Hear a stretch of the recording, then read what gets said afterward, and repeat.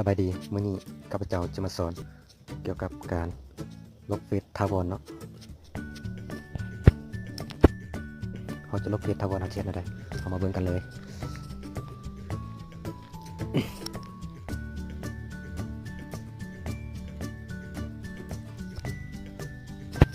ไปกันนี่เนาะไปที่เฟซนี่เลย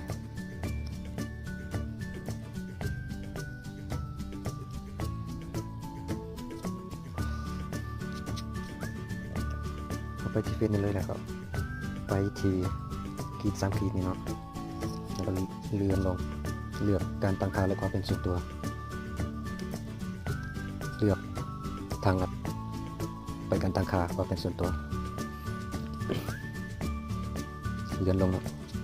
เลือกคำว่าลบบัญชีและข้อมูลของคุณเนาะ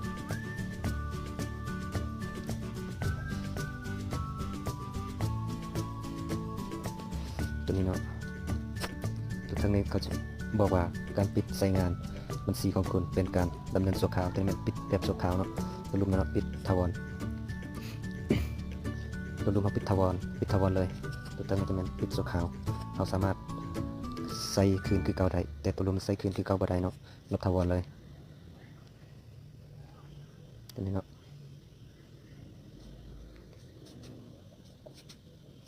สำหรับวิดีโอนี้ก็มีแต่ซ้ำนี้เนาะให้ขอฝาก